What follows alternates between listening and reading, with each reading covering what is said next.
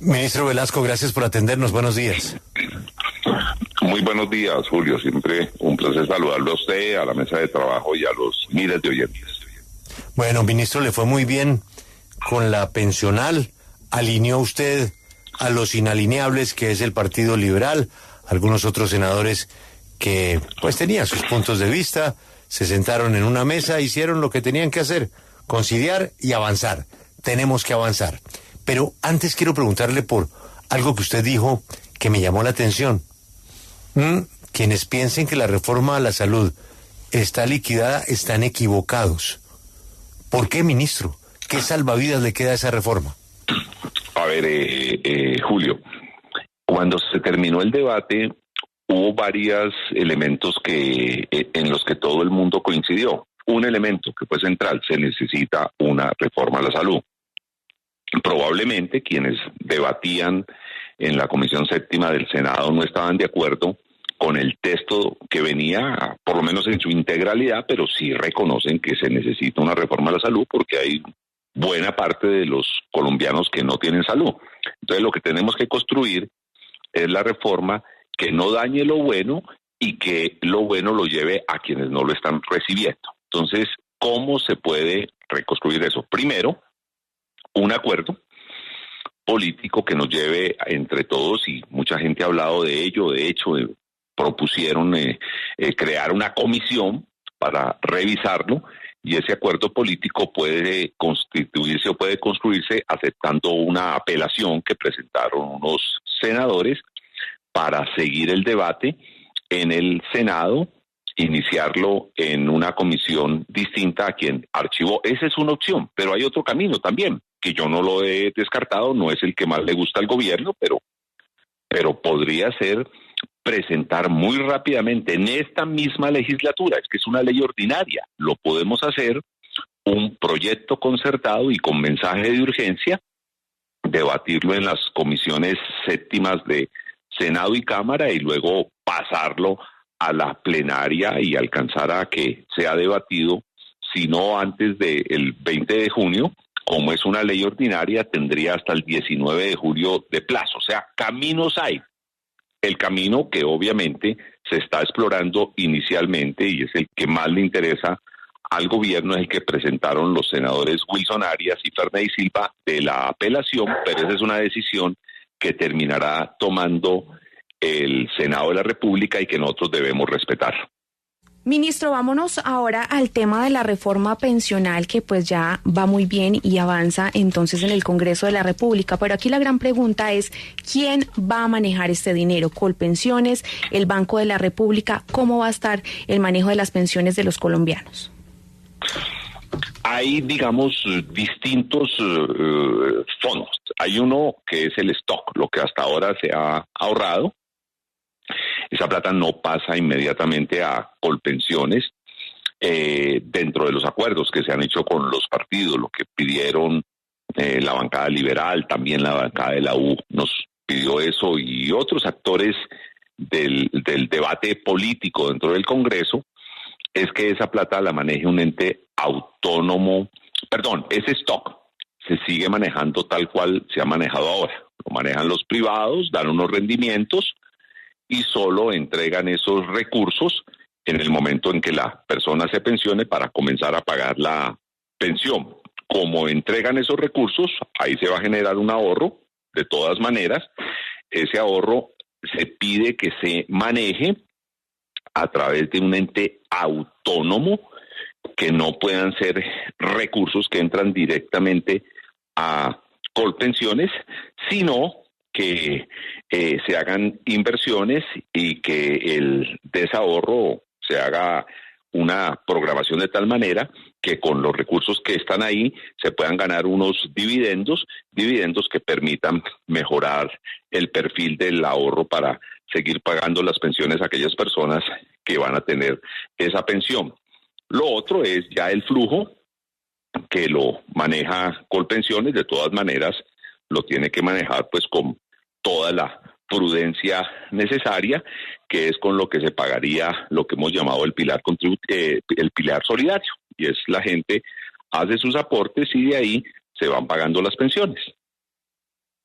Bueno, ministro, y todavía habrá otros debates en los que podremos discutir los detalles de esta y otras reformas, pero quiero, en honor a Monseñor Rubiano, que hablemos del elefante en el cuarto, el tema de la constituyente. Mi pregunta es muy concreta, señor ministro, ojalá usted me pueda dar una respuesta muy concreta. ¿Existe alguna posibilidad de que el gobierno nacional, el presidente de la República, convoquen a una constituyente a través de un mecanismo distinto a los que hoy están previstos en la Constitución del 91? Lucas, no se puede. Este gobierno, no solo como proyecto político, sino como institución, ayudó a crear la Constitución del 91 y debe ser respetuosa con las reglas. Este gobierno se hizo elegir con las reglas de la Constitución del 91 y con las leyes actuales, y por supuesto debe respetarlas. El mensaje político que envía el presidente es un mensaje interesante, incluso cuando le responde al señor ex vicepresidente Germán Vargas y le dice: hombre, las constituciones, para que tengan vocación de permanencia, tienen que ser acuerdos. Y es evidente que la Constitución del 91, en algunos temas centrales, especialmente el de equidad, no ha sido lo suficientemente desarrollado, y por ello la sociedad puede intentar hacer un acuerdo para darle un impulso a esos elementos. Y por eso el presidente habla de constituyente permanente, que es el ciudadano actuando, el ciudadano participando.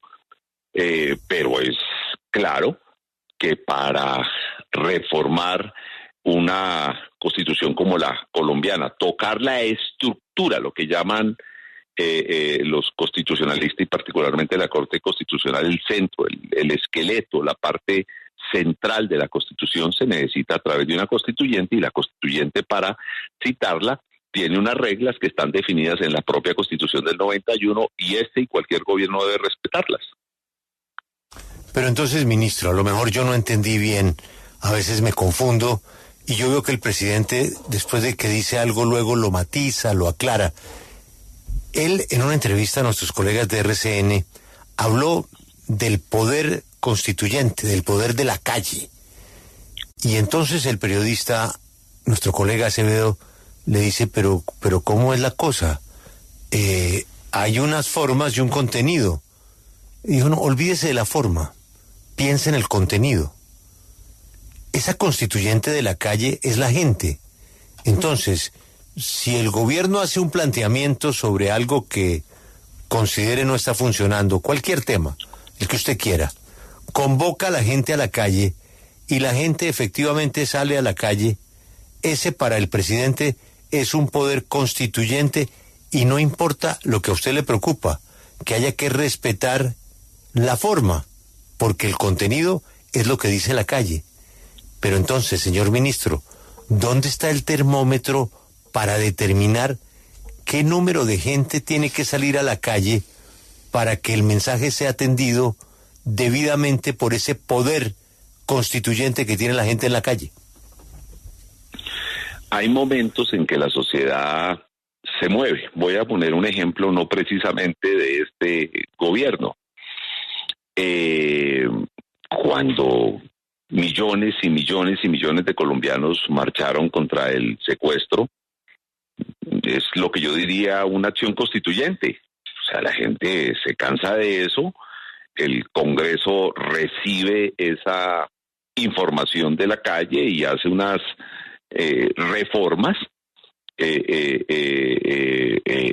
el manejo del secuestro, y de alguna manera, aunque mucha gente critique esta visión, era la sociedad diciendo: estamos cansados de la guerra, estamos cansados del secuestro, y eso hace que una persona a la que muchos no esperaban que hiciese esa propuesta termine haciendo una propuesta de un proceso de paz, como es Juan Manuel Santos, y saque adelante un proceso de paz con las FARC. Es claro que a la calle hay que atenderla, a la calle hay que escucharla, pero a la hora de hacer las reformas institucionales, si son, por ejemplo, de carácter y rango constitucional y van a tocar elementos centrales de la Constitución, pues la Constitución dice cómo hacerlas. pero es evidente que la calle puede decirle a quienes tienen que tomar esas decisiones, oiga, nosotros estamos pidiendo que se hagan esas reformas. Es un espacio de comunicación complejo, no es fácil. Pues el mejor ejemplo de que no es fácil fue la Constitución del 91, en la que muy importantes juristas hoy siguen debatiendo sobre su convocatoria, si se cumplieron o no todas las reglas, pero allí evidentemente había un bloqueo institucional, sí. Y frente a ese bloqueo institucional el presidente Gaviria le tocó actuar y actuó. Pero ministro, esto, ¿quién lo mide? ¿Cómo se mide? ¿Cuánta gente tiene que salir a la calle para que entonces desde el gobierno, desde el Congreso digan, uy, el constituyente está haciendo un llamado? ¿Esto tiene que ser algo espontáneo o tiene que ser algo promovido por el gobierno? Porque es que una cosa es algo que se da espontáneamente y otra cosa es algo que el gobierno va coordinando. Entonces, ¿quién es quién tiene el metro o el termómetro para definir si lo que está pidiendo la gente en la calle es algo que debe acatarse? La dirigencia política tiene que tener la sensibilidad de entender qué está pasando en la sociedad, pero hay un límite. Hay un límite y debe ser respetado, y ese límite lo definió la Constitución del 91 y le dijo a 9 personas, que son los magistrados de la Corte Constitucional, revisen ustedes los límites. Este gobierno no se va a saltar a la Corte Constitucional. Pero entonces, señor ministro, bajo esa lógica, ¿las marchas contra el gobierno nacional también son constituyentes? Es el constituyente haciendo una manifestación que tiene que ser respetada y escuchada. Una marcha contra el gobierno no va a cambiar el centro de la Constitución, una marcha a favor del gobierno no va a cambiar el centro de la Constitución, va a mandar unos mensajes políticos. Cuando se intenten hacer los cambios que respeten esos mensajes políticos, hay un árbitro. ¿Quién es ese árbitro? La Corte Constitucional. Y la Corte Constitucional va a revisar tanto el fondo como la forma de cómo se hacen esos cambios políticos. Pero, ministro, usted ha insistido en varios momentos de esta conversación sobre la idea de la constituyente, de el centro de la Constitución. Usted habla de el centro de la Constitución. ¿Cuál es el centro y cuál es la periferia? ¿Qué es lo que sí puede cambiarse a través de ese llamado de las calles? ¿Y cuál es el centro que sí tiene que surtir los trámites obligatorios? Déjeme plantearle algunos ejemplos, que ya lo ha dicho la Corte Constitucional. El Poder Judicial es autónomo. Si usted va a tocar al Poder Judicial, pues tiene que ir a una Asamblea Nacional Constituyente, porque ahí hay unas reglas que tiene el Poder Judicial. Déjeme plantear otros elementos, los derechos fundamentales. Ahí hay unos elementos claves, centrales, que la Constitución defiende. Si usted quiere cambiar esa definición, pues va a tener que ir a una Asamblea Nacional Constituyente. No lo puede hacer el constituyente derivado, que en este caso es el Congreso. Quien viene diciendo a través de jurisprudencia cuáles son los elementos centrales de la Constitución es la propia Corte Constitucional. Pero entonces, señor ministro, ¿y si el Congreso, dentro de su autonomía, considera que esas reformas constitucionales no se deben hacer, cómo se supera ese nudo gordiano? Ahí hay un bloqueo institucional complejo de definir, y lo que yo sí quiero decirle que este gobierno respeta las reglas de la Constitución del 91 e insistirá en lo político si se necesitan hacer unas reformas, como está insistiendo y como está viendo que comienzan a destrabarse esas reformas, y es evidente que si se dan esas reformas, pues no precisamente las que el gobierno diga, sino las que se terminen concertando en el espacio del Congreso, pues se le pierde impulso a la propuesta de una reforma constitucional o de una constituyente, que es para hacer las reformas que no se han podido hacer. Si se van haciendo, pues no hay necesidad de hablar de nuevo de ello.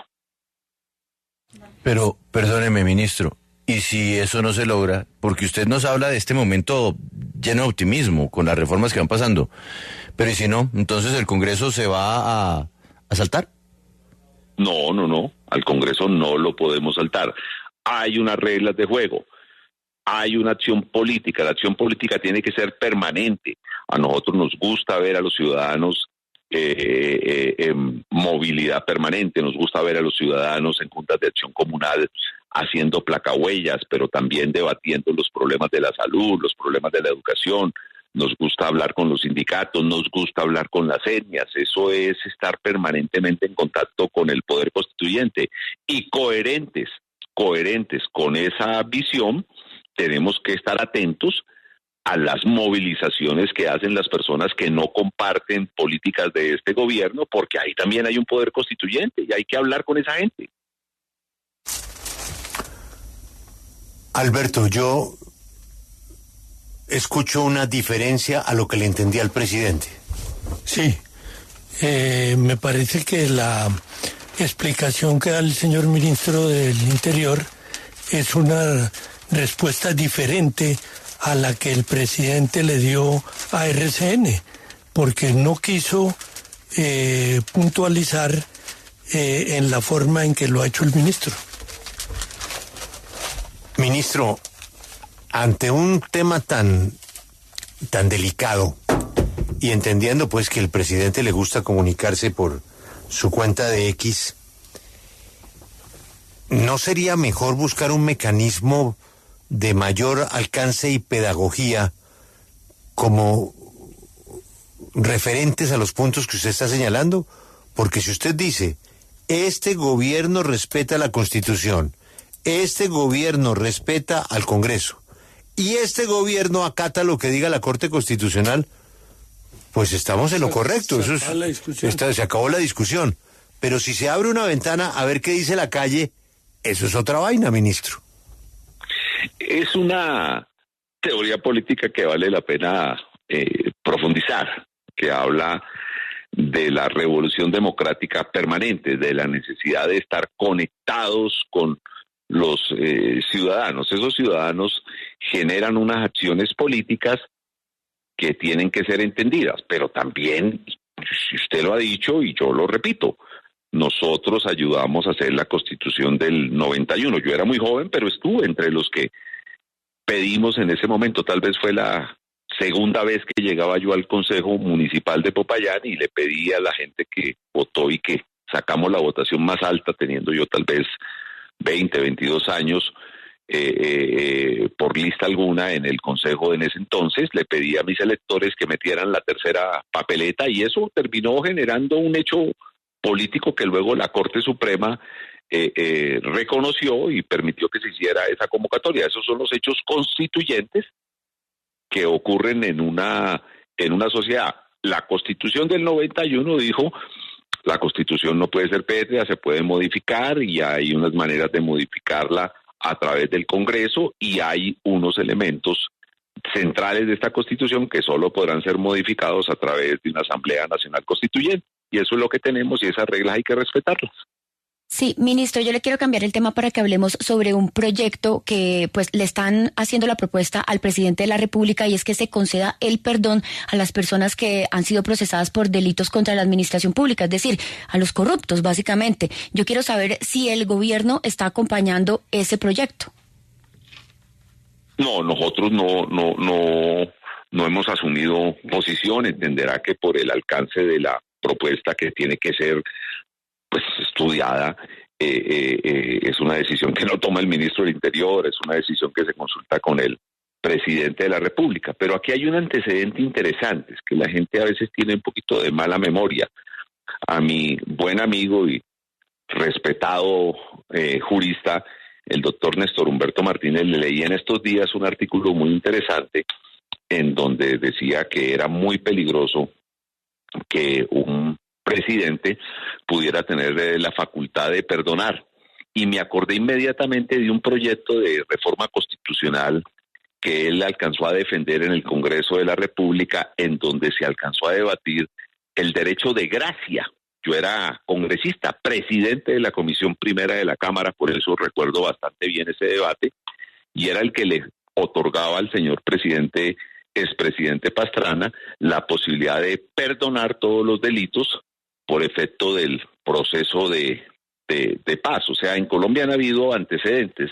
No quiero entrar a calificar si buenos o malos. En ese momento no fue aceptada esa proposición y con inteligencia el gobierno y particularmente quien era ministro se retiró de ese debate y no se profundizó, entre otras cosas porque el proceso de paz no terminó saliendo como se esperaba, pero en sociedades como las nuestras hay que debatir las propuestas que hagan, especialmente viniendo de personas que tienen un liderazgo importante en la sociedad. Entiendo que esta propuesta nace de alguna manera del señor expresidente Uribe.